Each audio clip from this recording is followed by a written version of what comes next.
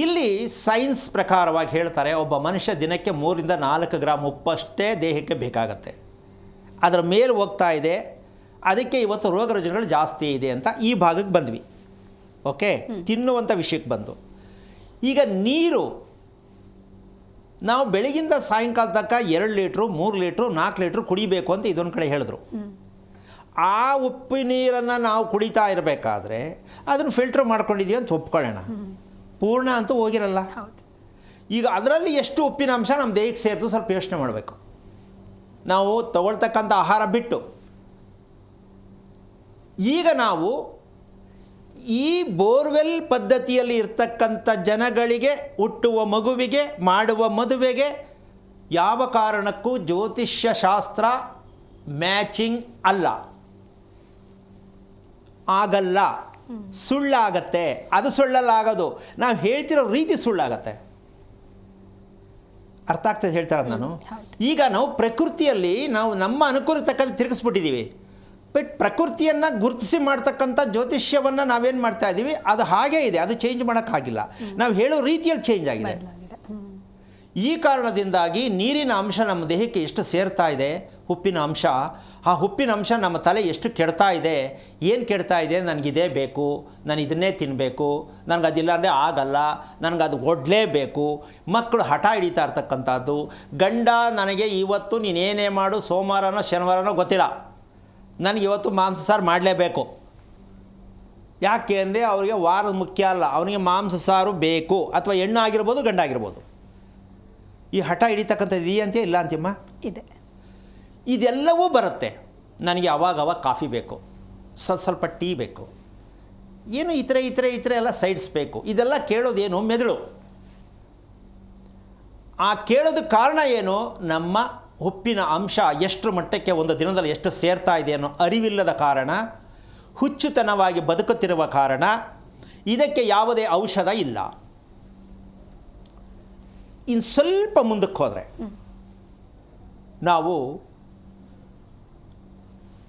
ಮಾತ್ರೆ, ಔಷಧಿ, ಇದನ್ನು ಯಾರು ಪಡ್ಕೊಂಡು ಸೇವನೆ ಮಾಡಿ ಮಗುವನ್ನು ಪಡೆದಿರ್ತಾರೋ ಅವರಿಗೆ ಜ್ಯೋತಿಷ್ಯದಲ್ಲಿ ಜಾಗ ಕುಂಡಲಿ ಬರೀಲಿಕ್ಕೆ ಆಗಲಿಕ್ಕಿಲ್ಲ.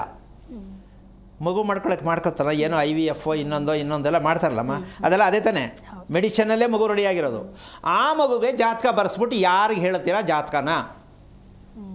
ಆಮೇಲೆ ಮದುವೆ ಮಾಡುವಾಗ ಇದು IVF ಮಗುನ ಕೇಳ್ತಾರಾ, ಇಲ್ಲ ಅಲ್ಲ. ಆಮೇಲೆ ಇದು ಪೂರ್ತಿ ಮಾಂಸಾಹಾರ ತಿಂದ ಹೊಟ್ಟೆಯಲ್ಲೇ ಹುಟ್ಟಿದೆಯಾ ಕೇಳ್ತಾರಾ. ರಾತ್ರಿ ನಿದ್ಗೆಡಿರ್ತಕ್ಕಂಥ ಅಪ್ಪ ಅಮ್ಮ ಆಗಿದ್ದಾರಾ ಕೇಳ್ತಾರಾ, ಇಲ್ಲ, ಎಲ್ಲ ಮುಚ್ಚಿಟ್ಬಿಡ್ತಾರೆ. ಹೆಣ್ಣು ಗಂಡು ಮ್ಯಾಚಿಂಗ್ ನೋಡಿ, ಹೆಸರು ಬಲ ನೋಡಿ ಮದುವೆ ಮಾಡಿ ಕಳಿಸ್ಬಿಡ್ತಾರೆ. ಅದರಿಂದ ಜಾತಕ ಸುಳ್ಳು. ಜಾತಕ ಕುಂಡಲಿಯನ್ನು ವೀಕ್ಷಣೆ ಮಾಡಿ ಮದುವೆ ಮಾಡ್ತಿರ್ತಕ್ಕಂಥದ್ದು ಸುಳ್ಳು ಏನಕ್ಕಾಗ್ತಾ ಇದೆ ಅಂದರೆ ಈ ಕಾರಣದಿಂದಾಗಿ. ಹೇಳೋ ಪುಣ್ಯಾತ್ಮರು ಇದು ಅರ್ಥ ಆಗಬೇಕು.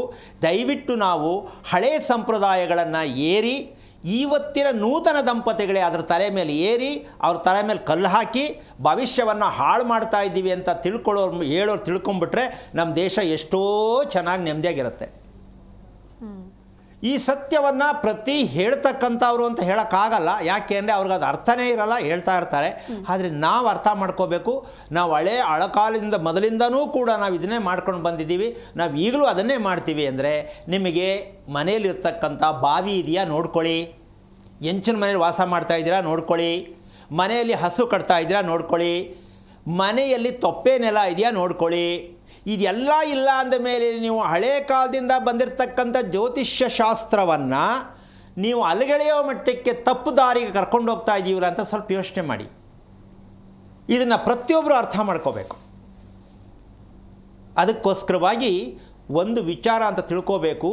ಇಷ್ಟಪಟ್ಟ ದೇಹದಲ್ಲಿ ಒಂದು ದೇಹದಿಂದ ಇನ್ನೊಂದು ದೇಹವನ್ನು ಸೃಷ್ಟಿ ಮಾಡಿರ್ತಕ್ಕಂತಹ ಆ ಮಗು, ಒಂದು ದೇಹದಿಂದ ಇನ್ನೊಂದು ದೇಹವನ್ನು ಸೃಷ್ಟಿ ಮಾಡ್ತಕ್ಕಂಥ ಆ ಮಗು, ಆ ದೇಹ ಏನಿದೆಯೋ ಈ ದೇಹನೂ ಅದೇ.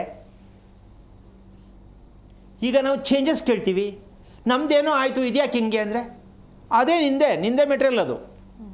ಸೊ ಇಷ್ಟೆಲ್ಲ ತಗೊಳ್ತಾ ಹೋದರೆ ನಾವು ಜ್ಯೋತಿಷ್ಯ ಕೇಳ್ತಕ್ಕಂಥದ್ದು ಅಂತಕ್ಕಂಥದ್ದಕ್ಕಿಂತ ಜ್ಯೋತಿಷಿಗಳ ಹತ್ರ ಇದನ್ನು ತಿಳ್ಕೊಳ್ತಾ ಇರೋದು ಸರಿನಾ ಅಂತ ನೀವು ಡಿಸೈಡ್ ಮಾಡಿ.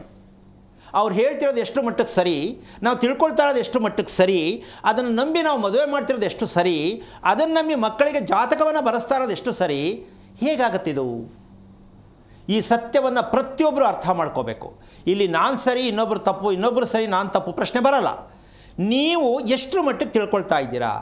ನಿಮ್ಮ ಆಚಾರ ವಿಚಾರ ಸದಾಚಾರ ಯಾವ ಕಾರಣಕ್ಕೂ ಎಲ್ಲ ಕೆಟ್ಟೋಗಿದೆ. ಅನುಕೂಲಕ್ಕೆ ತಕ್ಕಂತೆ ಬದುಕ್ತಾ ಇದ್ದೀವಿ. ಇಷ್ಟೆಲ್ಲ ಆದ ಮೇಲೂ ಕೂಡ ನಾವು ಜಾತಕವನ್ನು ಹಾಗಂತ ಬರೆಸಿ ಜಾತಕದ ಮೌಲ್ಯ ಏನು ಅಂತ ಅವ್ರಿಗೆ ಗೊತ್ತಿರಬೇಕು. ಬರೆಯೋರಿಗೆ ಯಾವುದನ್ನು ಮಾಹಿತಿಯನ್ನು ಕೊಡಬೇಕು, ಜಾತಕ ಬರೆದ್ರೆ ಯಾವುದನ್ನು ತಿಳಿಸಿದ್ರೆ ಮಗುವಿನ ಮುಂದಿನ ದಾರಿ ಸೂಕ್ತವಾದ ದಾರಿ ತಗೊಂಡೋಗಬೇಕು ಅಂತ ಅವ್ರಿಗೆ ಅರ್ಥ ಆಗಿದ್ದರೆ ಮಾತ್ರ ಜಾತಕ ಕುಂಡಲಿಗೆ ಒಂದು ಮೌಲ್ಯ ಇರುತ್ತೆ. ಆ ಮೌಲ್ಯಾಧಾರಿತವಾದ ವಿಚಾರ ಅವ್ರಿಗೆ ಗೊತ್ತಿಲ್ಲ ಅಂದರೆ ಪಂಚಾಂಗದಲ್ಲಿರೋದು ನಾನು ಹೇಳ್ತೀನಪ್ಪ, ಅದರ ಮೇಲೆ ದೇವ್ರದ್ದು ಭಾರ ಅಂತ ಹೇಳೋರ ಹತ್ರ ಹೋದಾಗ ಅವಶ್ಯಕತೆ ಇದೆಯಾ ಅಂತ ನೀವೇ ಯೋಚನೆ ಮಾಡಿ.